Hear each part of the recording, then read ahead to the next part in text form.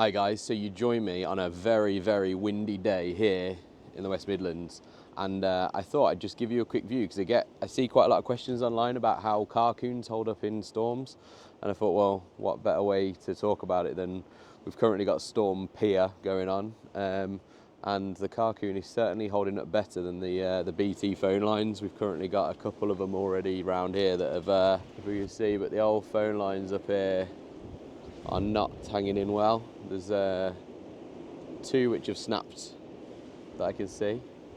So yeah, good old Storm P is giving us a bit of a problem really. So yeah, the CARCOON's holding up pretty good. If I spin you around again, we can have a look here, and you can see, whilst it's getting blown around a bit, it's still maintaining its structure in terms of the inflation. My Christmas tree isn't. Here we go, look, that's it kind of getting really blown about. The only thing, I haven't had it recently, but when I first put it up, and I think it might have been my fault, I didn't connect at the front of the CARCOON. There's a little sort of push plug adapter, and you push that into the fans at the front, and that's then what gives it the power.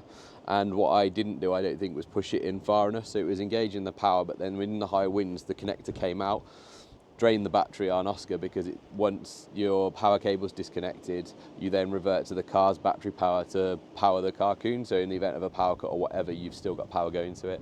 And eventually the battery obviously fails, and then the CARCOON deflated, which was when I knew I had a problem. So since then I haven't had that issue. So I think that was pretty much just isolated to that.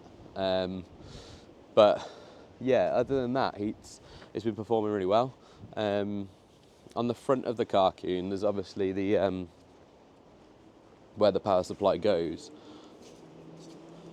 and if I bring you in here, you can see I've got my wall connector coming out here.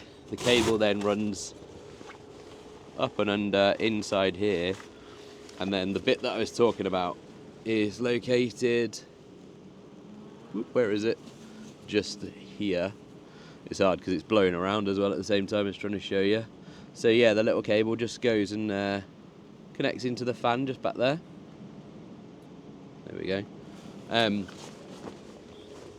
But yeah, because this is because it's blowing around at the minute, it's very difficult to actually get it to stay still.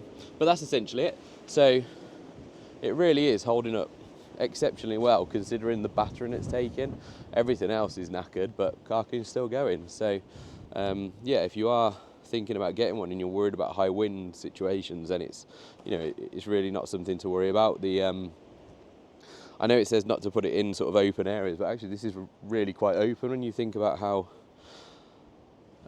exposed the front of the house is here. We obviously live in quite an open area where they've got this big green in the front that the wind just sort of howls across it, and then it whips along the front of the houses and blows about. So it's really doing pretty good. See if we get a big gust now. There we go. But obviously with the weight of the car, the thing, it's not going anywhere. It's solid, so you haven't really got to worry about it blowing away. If the car was out and you had nothing in it, then obviously it'd be see you later. But yeah, so I don't think there's anything really to worry about with the CARCOON in terms of stormy weather. The one that's going to be interesting, we've had a little bit earlier in the year, and you might have seen it on the snowy car meet video, is when you get a lot of snow, because obviously it decompresses the CARCOON. In that situation, you can either make the decision to turn it off for that proportion. The car, it's still waterproof. It might just take any strain off it. Like I say, I haven't really experienced that yet, and once I do, I'll probably do another video just to kind of show you how it is in the snow.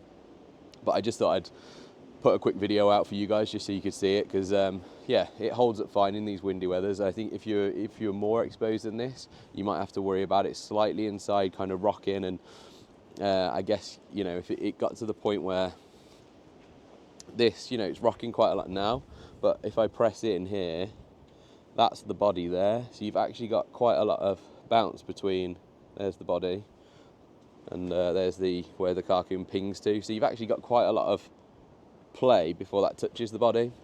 And what Liam does So Liam, to counteract that effect where you've got that issue of, you know, it might contact the body and rub, is he's got an indoor car cover inside the CARCOON, so a nice sort of silky material that goes over first, which you might have seen on one of his videos, and then pops this on top. So I think that's probably the way I'm going to go with it as well, because it'll just stop. I do kind of worry with that slight rocking movement that you might be able to pick up a bit here now. Typical, isn't it, to say that and then the wind stops. Be interesting to see how much wind noise is coming through on these mics at the minute as well. You can just see how it kind of lists side to side a little bit. Maybe not. Yeah, I mean, there we go. A little bit of rocking you see from side to side. So you get that slight side to side movement, and that's the bit really that is the only worry for me, is that it might contact the body. But again, like I say, it's going to be minimal. It's just going to be on those top corners, and with an indoor car cover on it, it'll take away any sort of issues, I think, with that. So that's what I'm going to do anyway. But yeah, thanks for watching this little update, guys. Hope you're all staying safe in this windy weather. Your cars are safe and not getting hit by branches and stuff. And we'll catch you in the next video. See you later.